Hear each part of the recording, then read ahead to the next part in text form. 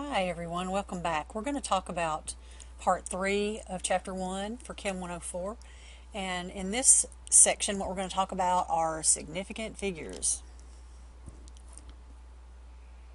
So a significant figure can be an exact number or an inexact number. So an exact number is something that you count. Okay, so you have 10 fingers and 10 toes. So we say that has an unlimited number of significant figures. And an equality, that is a conversion factor, can also is assumed to have an unlimited number of significant figures.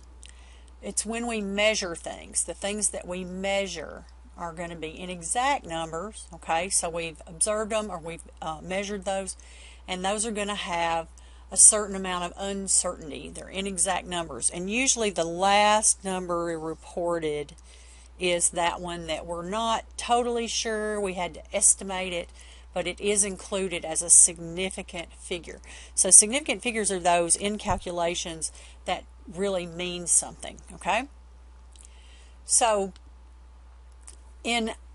if I'm going to measure something, for example, I'm looking at this and I'm measuring the volume in a graduated cylinder in this case. Okay, so I'm looking at this one first.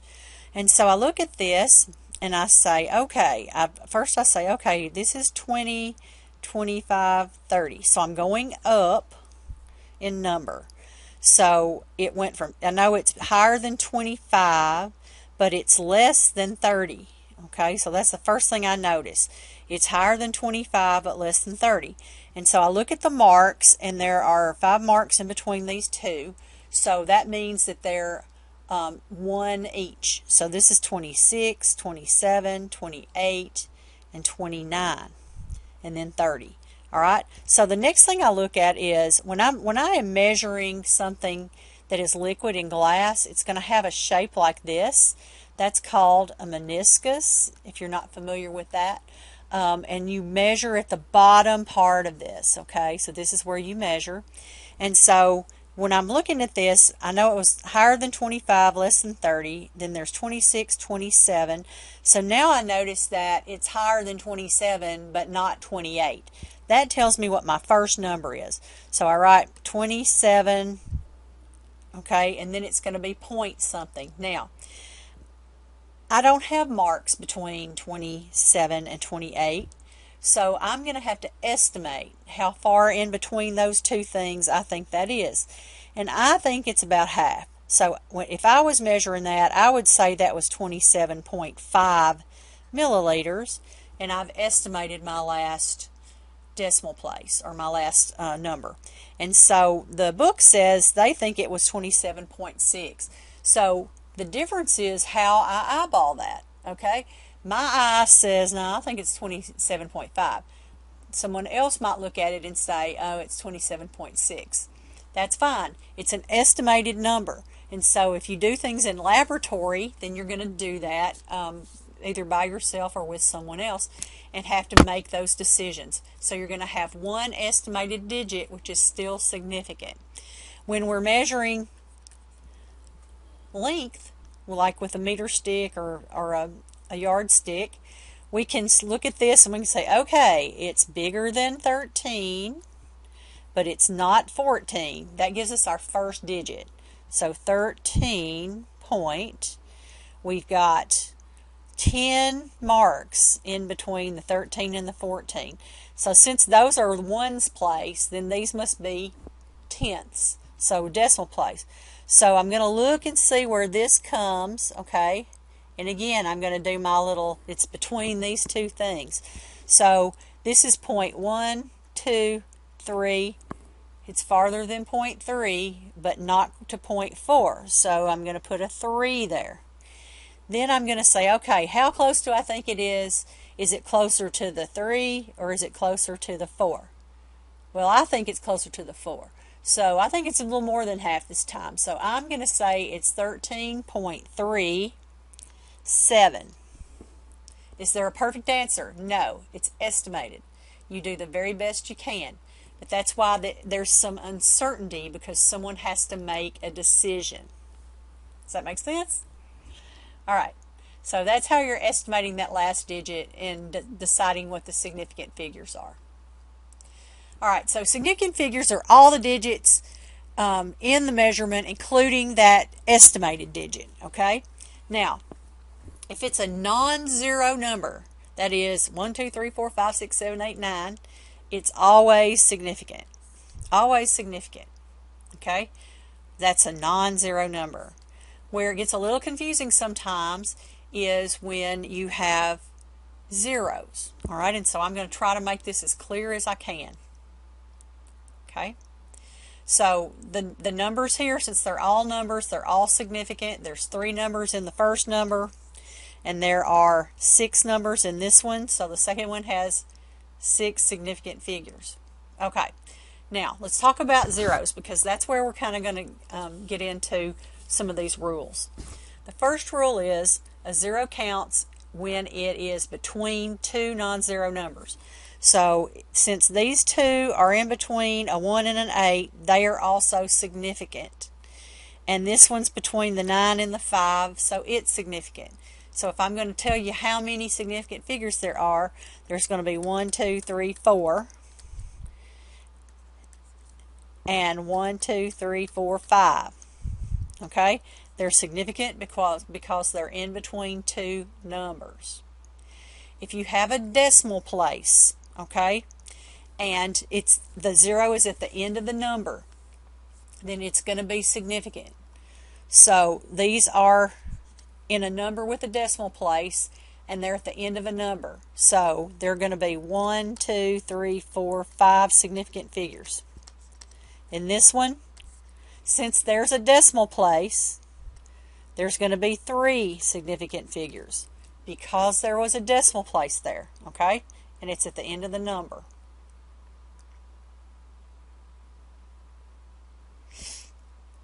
All right. A 0 does not count if it's at the beginning of a number. Okay, at the beginning of a number. In this case, you've got 2 zeros that are at the beginning of a number. In this case, you have 3 that are at the beginning of the number. So that means there's only 3 significant figures in this number, because those 2's are what we call saving the place. Okay, they're placeholders. In the second number, you'd only have 1 significant figure because these 2 are placeholders. They're basically only telling us how small that number is. Okay, it's not 245, it's 0.00245. Again, before we saw one like this that had a decimal place. Okay, this time there's no decimal place. If it's at the end of the number and it doesn't have a decimal place, it's not significant. So that means that that number only has 3 and this number only has 5. So those are not. Okay, so if there's a decimal place and it's the end of the number, it counts. If it has a decimal place but it's at the beginning of the number, then it is not. And if it's at the end of the number with no decimal place, it's not. Okay? Go back and look at that if you're confused. Okay? All right, so here's some practice. Identify the significant and non-significant zeros in each one of these numbers. Okay? So which ones are going to be significant in here? Let's think about our rules. Okay. So I've got a decimal place. That's the first thing I'm going to look for. All right, I got a decimal place. The C doesn't have one. So I've got 002650. Well, these are our placeholders, aren't they? So they're not going to be significant. This one, though, is at the end of a number and there's a decimal place. So it is significant. This number, you have a 0 and it's what? Between 2 numbers. Therefore, it is what? Significant. These numbers, I don't see any decimal places. Okay, there would need to be a decimal place there, and it is not. So these are not going to be, because they're just telling me how big the number is. Okay, they're at the end of the number, and there's not a decimal place. But this number would be significant, right? because it's between two numbers. Yes? So how many significant figures would be in there? Let's say 1, 2, 3, 4. And on this one it would be 1, 2, 3, 4, 5. On this one there would be 1, 2, 3, 4 significant figures because those on the end are not. Alright, so that's just figuring out how many significant figures there are and if the zeros are or are not. When we are multiplying or dividing numbers, then we have two different rules from that and adding and subtracting. Alright, so if you're multiplying or dividing, you use the fewest significant figures. So if I went ahead and I did this right here, I would say 351.2, which has 4 significant figures, divided by 5.5, which has 2 significant figures. So my answer can only have 2 significant figures. Because, why? Because that's the least accurate number I have. That's the least number of significant figures I have. I can't be more accurate than my least accurate number. That makes sense. So the fewest number of significant figures. Now when I put it in my calculator, I'm going to see something like that, aren't I? And I get a bunch of numbers and a bunch of decimals. But I could not report that because there's 4 significant figures in the first number, only 2 in the second number. Therefore, my answer would have to have 2 significant figures. So what would my answer be? Instead of 63.854545, it would be what? Drop that last one, round up. Okay? And I'm going to have to round up. So if it's 5, if it's greater than or equal to 5, you're going to round up. So my answer would be 64. Because it only has what? 2 significant figures. This is just kind of showing you how to round things. Okay? If you're rounding to 1, 2, 3, or 4 places. Okay? So just to show you. So look at those. Stop me if you need to and figure that out. Okay? Alright. So just to kind of show you some more examples, if we're multiplying still, we've got 4 significant figures here, we've got 3 here. When our calculator spits it out, it gives us way too many, we know that. And so what would the answer be? It would have to end up being 3 significant figures because that's my lowest one. I multiply something with 5 significant figures times something with 2 significant figures. I can only have 2 significant figures, so I had to round that up. Yes? Okay. Now, addition and subtraction is a little different. These are the 2 main rules you've got to remember, so you need to write these down and remember them. If you're multiplying and dividing, then you're going to use the number of significant figures. But when you add and subtract, you're using the one with the fewest decimal places. The one with the fewest decimal places. So in this number, because we're subtracting, we've got 10.11. Okay, and we have 2 decimal places. In the second number, 3.6, we only have 1 decimal place. So when we get our answer, we get 6.51, right? But that answer has 2 decimal places, and I can't have that, so I have to round that to 6.5, so it only has 1 decimal place.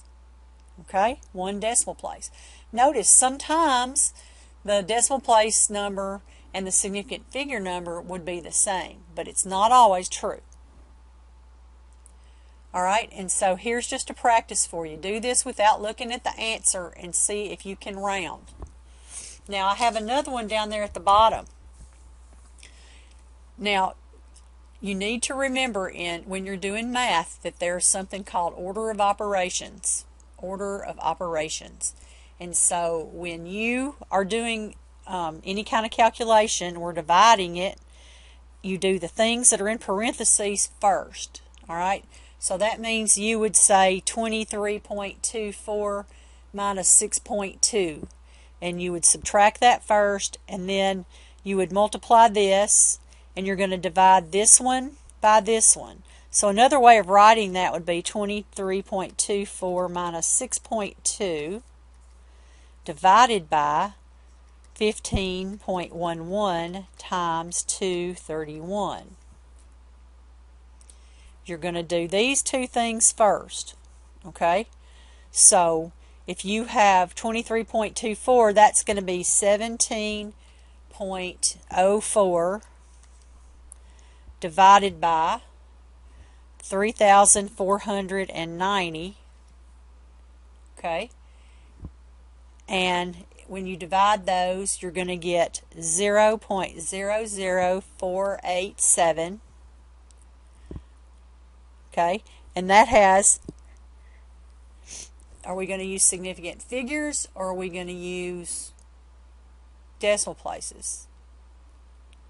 Well, if we were doing this one correctly, what? We would have rounded that one to 3 places.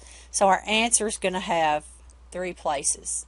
So you can write it like that, or if you know how to do scientific notation, it's 4.87 times 10 to the minus 123.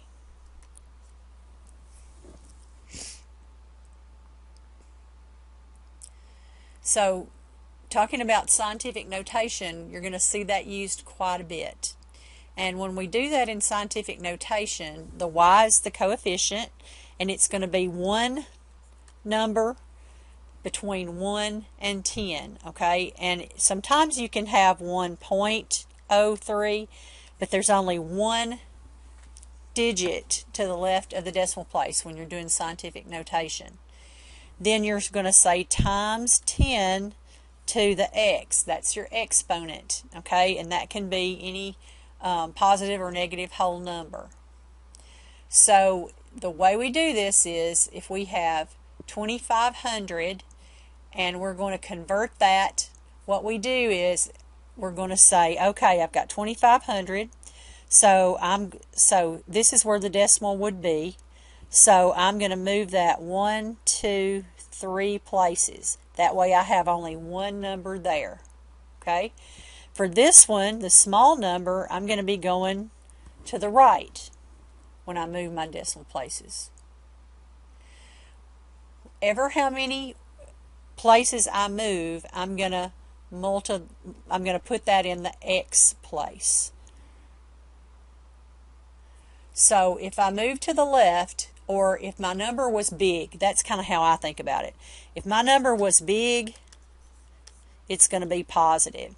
If my number was little, that is less than 0, then it's going to be negative. So I moved 1, 2, 3 places on a big number, so it's going to be 2.5 times 10 to the minus 3. Times 10 to the third. Why is it only 2 places? Because there's only 2 significant figures. Sorry about that. All right. My small number, I moved it 2 places, and it was small. So I move it to the right, so it's going to be, I am so sorry, minus 2. Okay? So 3.6 times 10 to the minus 2, because that 0 was not significant. So since those weren't significant and that wasn't significant, when I put them in scientific notation, they go away.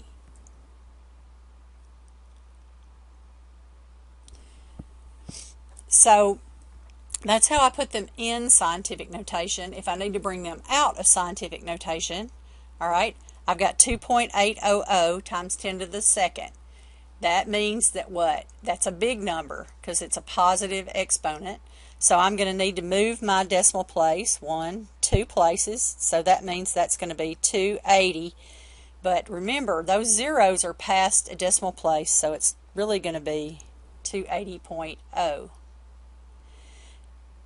280 times 10 to the minus 2 is going to be, I'm going to have to move it 1, and then I'm going to have to put a 0 when I move it 2 places. So that's going to end up giving me 0.0280, and I leave this 0. Why? Because it's to the right of a decimal place.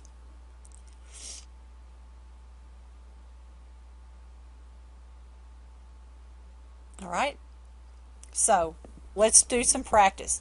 Turn me off and do some practice. All right, and then you can come back and we'll see how you did. All right, the diameter of a chickenpox virus is 0.000003. What would that be in scientific notation? Well, that would be 3 times 10 to the minus 7. There's only one significant figure in that number, right? And we moved our 0, 1, 2, 3, 4, 5, 6, 7. And it was little. All right?